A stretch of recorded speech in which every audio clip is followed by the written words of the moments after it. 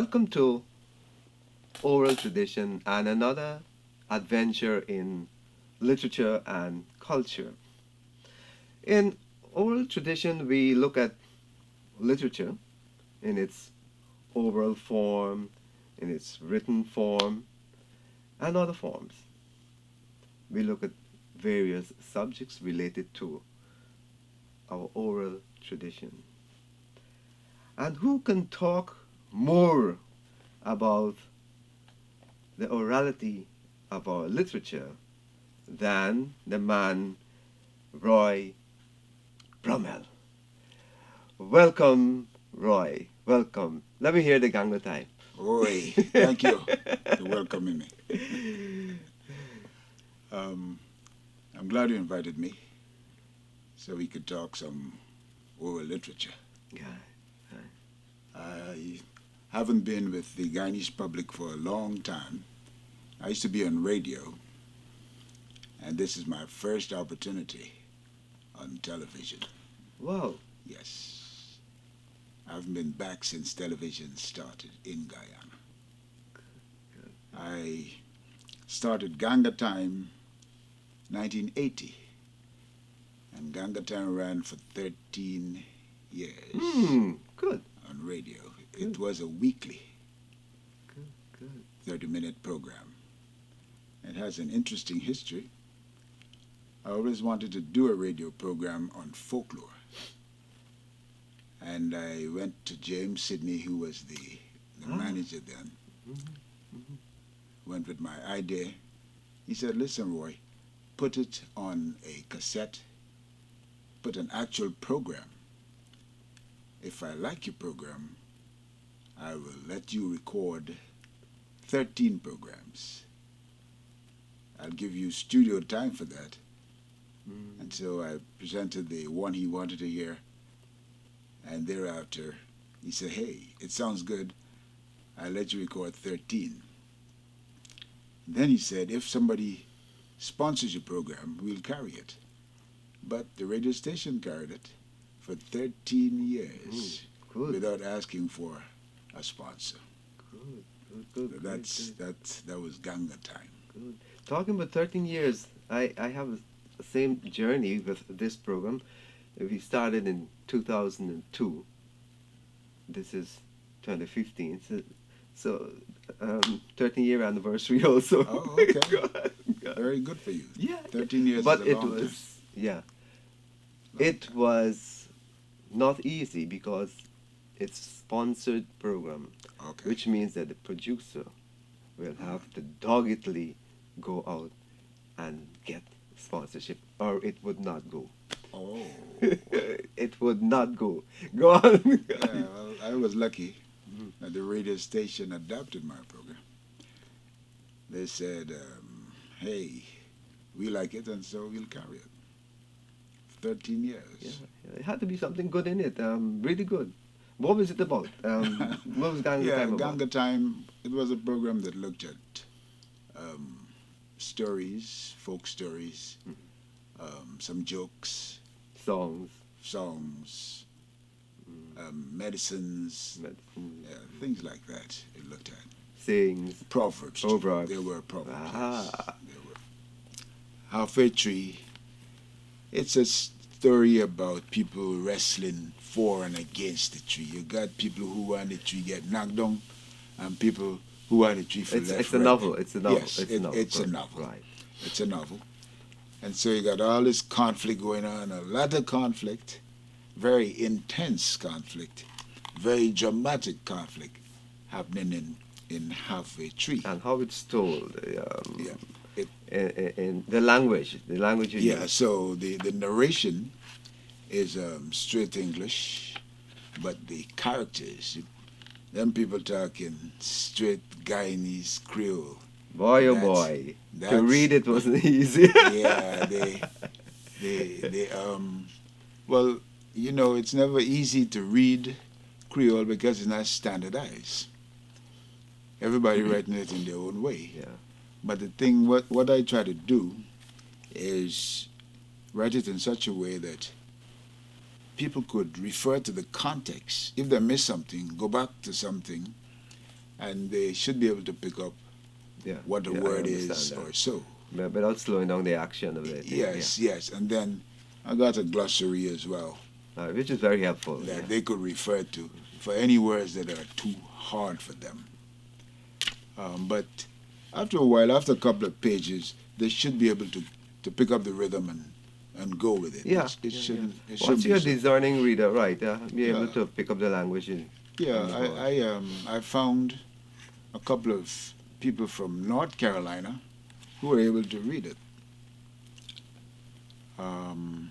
Those are Americans, and they said, "Man, we love this. We love this. We love this," because it reminds them of when they're in North Carolina and they're talking North Carolinese. You know, when they get down to it, as we Or say. if the Irishman speaks, or if a guy from Liverpool speaks, you're in trouble. You know what I mean? Yes, yes, You know that? yes. And some of the classics are written in their dialect at that time. Yeah. Well, Right. there you They go. have become classics, Yes. but they're written in that language that is so difficult for you to read. Right. Look at Chaucer. Oh yes. Well, that's Chaucer's easy Yeah. compared to other pieces of literature that has become classic. Yes. Yes. Let's yes. let's go back to a tree, and then Yes. you continue with your story. Yes. Doris Harper Wills. Hmm. You know that name? I know the name. Yeah. Good. In fact, I met her. Good. She wrote about the tree at Durban Park there. Hmm. That huge tree, Yes. the salmon tree. Okay. And in the story, she said, this is a young salmon tree. The Mhm. old one died, and this Okay. was replanted. Mhm. But it has the same, and then she went about using all folkloric character gathering under the tree. It's a pretty piece of writing in that it captures all our almost all folkloric Mhm. characters. The whole like Old Man Papi, Fire Ras, Moon Gazer, Okay, and everything in okay. that. It's a beautiful piece of literature to read. Okay. Right. Back to your story in the Yes. Well, the fight over the tree. I'm glad you mentioned that. Before we talk about the fight over the tree, this new tree, a lot of people thought the tree grew up back by itself after the war follow in 1985. Mm. And I think people wanted to believe that so that it would continue some of the mystique, the mystery, and the folklore about the tree. So one day in Brooklyn, I was at a cricket match. A lot of cricketers play in Brooklyn, by the way, many years ago. And I'm talking about the tree.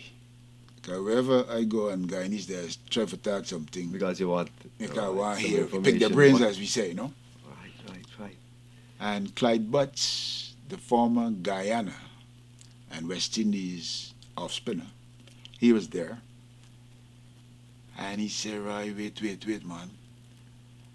The tree didn't grow back by itself, you know. I know who planted the tree. Garden de Gar planted the tree.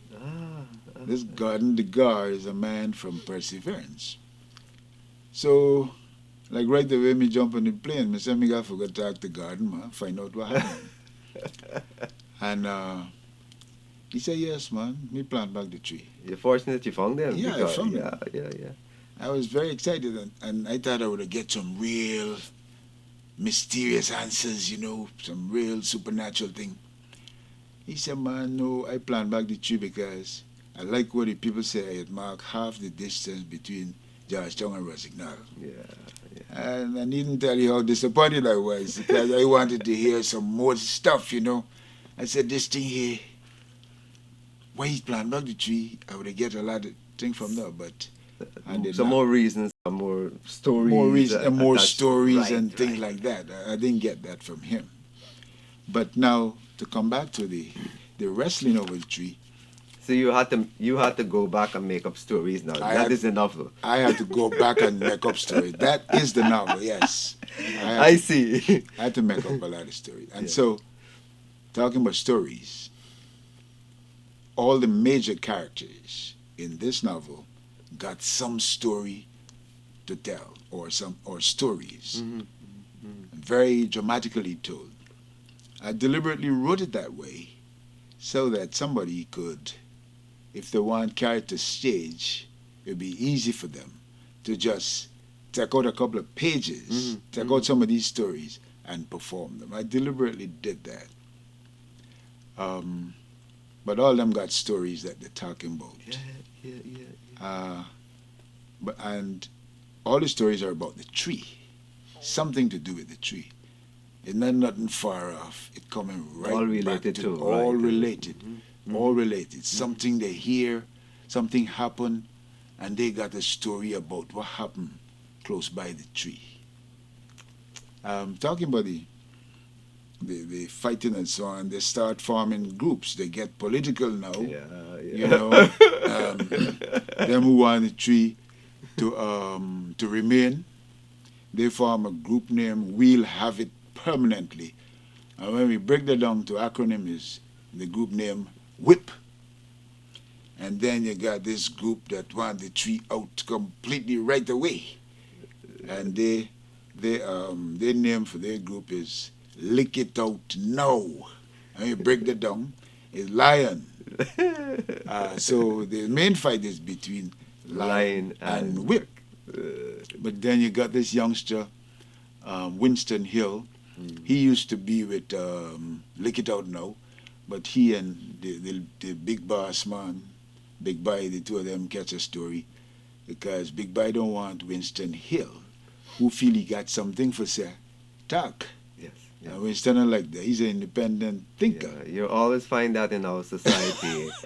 Persons that, very often, that person or those persons will have something to contribute to our society, but we are setting our ways. Yes. And anything that goes against the grain, Yes. or our beliefs, Yes. and anything that goes against our set way of thinking, Yes. you're in trouble. Go on with Yes. Winston. Yeah, so Winston, he formed a little group, and he group named People Understanding Progress.